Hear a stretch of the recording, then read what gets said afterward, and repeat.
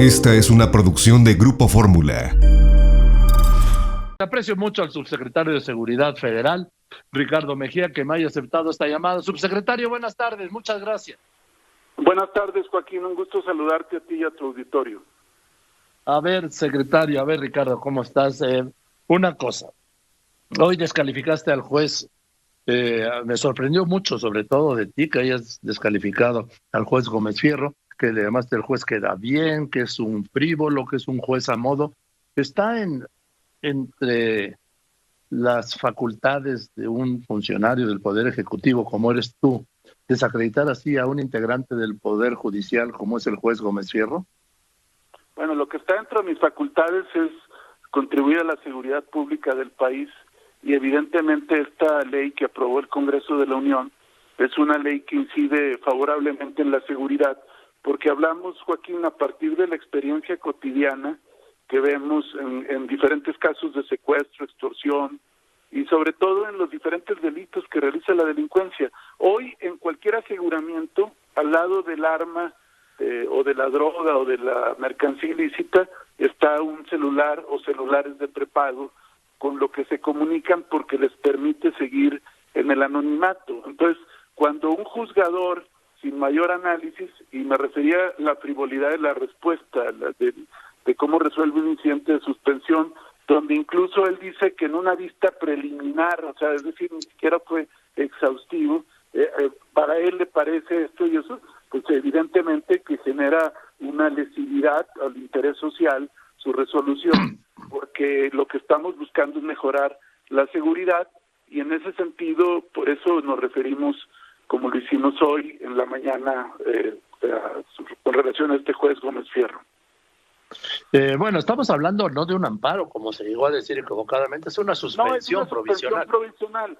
Pero bueno, está el antecedente, como él ha venido resolviendo otros asuntos que son de interés nacional, como es el caso también del tema de la reforma eléctrica, y nos sorprende cuando él simplemente debió haber seguido con el amparo, y en todo caso, pues que ya en el curso del mismo se desahogaran los argumentos y no conceder, como lo hizo, una suspensión provisional, sobre todo cuando todavía no hay un acto de aplicación de la ley, y por otro lado, la propia reforma establece que el Instituto Federal de Telecomunicaciones tiene 6 meses para emitir los lineamientos, sobre todo por el tema de los datos biométricos. Entonces, en que el juez de manera apresurada y además partiendo de supuestos falsos resuelva, pues evidentemente nos parece... ¿Qué supuesto falso? ¿De qué supuestos falsos partió el juez? Mira, por ejemplo, él dice, estoy hablando del primer incidente de suspensión provisional, él dice que no hay necesidad de este padrón porque, en su opinión, ya existe la geolocalización que permite el Código Nacional de Procedimientos Penales. Entonces, él confunde un tema de geolocalización. ¿Qué es esto? Ubicar de dónde se hizo la llamada telefónica. Entonces, él dice, ya ahorita una autoridad de Procuración de Justicia puede, o una policía investigadora puede pedir esta geolocalización a un juez de control, y en ese sentido, pues no hay necesidad, pero ese es el supuesto falso. Aquí no estamos pidiendo la geolocalización de la llamada, aquí estamos pidiendo quién obtuvo la línea telefónica, a nombre de quién está el registro de la línea telefónica, es decir, quién fue a comprar ese celular de prepago y quién lo registró bajo su nombre y cuándo. Eso es lo que se va a pedir en el registro nacional de usuarios de telefonía móvil. Bien. Y el juez dice, no, es que la geolocalización ya la puedes pedir, o sea, ni siquiera fue exhaustivo, fue nada más pues para conceder oficiosamente esta solicitud. Ahora, subsecretario Mejía, ¿están hablando del teléfono o de la línea? Estamos hablando evidentemente de la línea de donde se hacen las llamadas. El aparato se puede cambiar, no me refiero me refiero a la línea telefónica, al chip. Sí, al chip, al SIM card, que permite que tú puedas hacer la llamada telefónica, que ese es el punto importante aquí. Una cosa, a ver, el presidente dijo hoy, no están manipulando, solo es la huella, y no los datos biométricos ni nada. No, ¿Cuáles son los requisitos que van a pedir, subsecretario Mejía? Bueno, eso es muy importante, qué bueno que lo comentas. El presidente se refería al dato biométrico, porque sí dentro de la propia ley se establece la necesidad, en su caso, de acreditar un dato biométrico, que puede ser... Exactamente, eso puede ser la huella digital. Eso lo va a definir finalmente el Instituto Federal de Telecomunicaciones. En nuestra opinión, Joaquín, y por eso el presidente lo dijo, y yo lo reitero, con la pura huella digital sería suficiente para satisfacer esta necesidad, y eso lo va a determinar el Instituto Federal de Telecomunicaciones. Lo que se pide pues es el nombre del usuario, alguna identificación evidentemente oficial, se pide la CUR, que ya viene en el propio instrumento, se pide un comprobante de domicilio, y se pide también, en su caso, bueno, no en su caso, se pide un dato biométrico que es el que tendrá que definir el Instituto Federal de Telecomunicaciones. Es a lo que voy.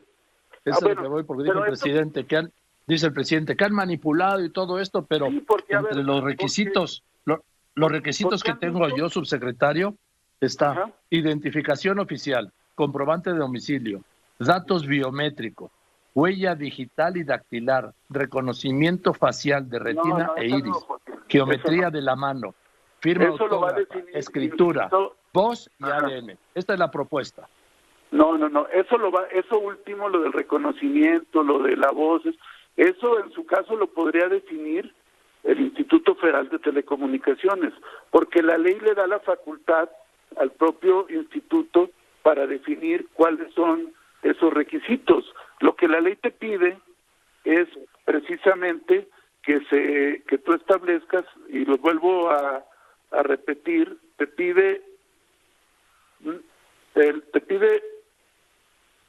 el nombre, la identificación, te pide un comprobante de domicilio y te pide, en su caso, un dato biométrico que lo va a definir el Instituto Federal de Telecomunicaciones. O sea, no se ha definido. No está definido. ¿Mande? Pero ya el presidente dijo hoy que era la huella. Eso todavía no se define. Exacto, eso lo va a definir el Instituto Federal de Telecomunicaciones, pero nosotros creemos que con la huella digital sería suficiente el dato biométrico. Ahora bien, sin estar definido todavía, y es a donde voy, Joaquín, y por eso el presidente habló de una manipulación, sin estar definido todavía, ya hay quien está diciendo es que va a ser el iris, y va a ser la voz, y va a ser la huella, incluso hasta el ADN han dicho. No es cierto, eso lo va a definir todavía el Instituto Federal de Telecomunicaciones, que es un órgano autónomo, y en todo caso, este organismo lo dirá. En nuestra opinión, en la opinión del gobierno federal, la huella digital sería suficiente. Entonces, sería evidentemente el nombre, la identificación oficial, el comprobante y nada más la huella. Y una huella digital, y ya con eso puedes llenarlo. Ahora, una cosa, subsecretario, que me parece importante y que no ha quedado claro. ¿Eso es para todos los que tienen un teléfono celular o es exclusivamente para el prepago? Porque mi teléfono celular tiene todos mis datos. Exactamente, qué bueno que lo comentas, Joaquín. Cualquiera que tenga un plan de renta fija o pospago prácticamente ya cubrió lo que pide la ley. Menos la huella. Exacto, bueno, pues tienen la copia de la credencial del lector, la mayoría te lo pide. Evidentemente ahí en todo caso nomás tendrían que manifestar su disposición y quizá la huella digital en su caso, pero los datos ya los piden las empresas de telefonía para el renta fija. Además, te piden hasta el buró de crédito, te piden referencias bancarias, te piden que dejes una tarjeta de crédito o que dejes un depósito. Cualquiera que ha hecho un trámite lo sabe. ¿Cuál es el problema y por qué el objeto de la ley? Que en el sistema de prepago no te piden absolutamente nada. Y entonces, ¿qué pasa? Pues que hay quien va y adquiere varios SIM card y desde ahí extorsiona o cuando hacen un secuestro, usan el teléfono, la tarjeta SIM card la rompen, la cambian y de esa manera permanecen en el anonimato o complican la operación de procuración de justicia y de investigación policial. Subsecretario, ¿me permite un momento? Hoy tengo que hacer un corte a fuerza y regreso con usted. Aguánteme un momento, sí, por favor. Claro que sí. Lo aprecio. Muchas gracias, subsecretario Ricardo Mejía Verdeja. Nada más por último, y esto es un punto central de preocupación de todos, incluido supongo que de usted por sus propios datos. ¿Quién garantiza que en el futuro, a corto, mediano y largo plazo, quién garantiza estos datos personales no caigan, como han caído otros padrones en el electoral y algo otro de telefonía, en manos del mercado y de la delincuencia? Que esa es la grave preocupación. No tanto dar mis datos, los míos los tienen ya, ¿sí? Pero ¿quién garantiza que no lleguen a manos de los criminales? Bueno, eso que tú comentas es fundamental, Joaquín, no solo en este padrón de usuarios de telefonía móvil, en todos los padrones públicos y privados, porque hoy tus datos personales no solamente los tienen las telefónicas en plan fijo, lo tienen los bancos, lo tiene el INE, lo tiene un conjunto de instituciones, y precisamente lo que prevé la ley es, quien hace la captura del registro es la empresa telefónica. Quien resguarda el padrón es el Instituto Federal de Telecomunicaciones. O sea, el gobierno no va a tener este padrón, va a ser el Instituto Federal de Telecomunicaciones, que es un órgano autónomo. Y quien se encarga en el país de la protección de los datos personales es el Instituto Nacional de Acceso a la Información y Protección de Datos Personales. De hecho, hay una ley federal de protección de datos personales en posesión de particulares, y ahí evidentemente pues el INAI como órgano autónomo va a tener que hacer su trabajo, y ahí evidentemente se va a tener que estar muy pendiente, como en cualquier materia, pues que no haya una situación. La propia ley establece responsabilidad tanto para las autoridades como para las empresas que hagan mal uso de estos datos, y aquí algo muy importante, también el usuario va a poder en un momento dado hacer las consultas para ubicar que en su nombre o en su línea no se cometa ningún atropello, y si llegara a extraviar este teléfono lo va a poder, este teléfono que por un momento tiene un SIM card con su número, lo va a poder reportar para que se dé de baja, y eso a todos nos va a ayudar. Bien, subsecretario, pues muchas gracias por esta explicación, y yo creo que sigamos hablando porque tenemos muchos temas de los que hablar, ¿sí? Hay muchos temas, claro, sobre todo en seguridad, que es pues el tema más sensible y la demanda más generalizada de los mexicanos, la seguridad. Gracias, buenas tardes. Muchas gracias, Joaquín, buenas tardes, saludos. Igualmente, muchas gracias, Ricardo Mejía, subsecretario de Seguridad y Protección Ciudadana del Gobierno Federal. Esta fue una producción de Grupo Fórmula.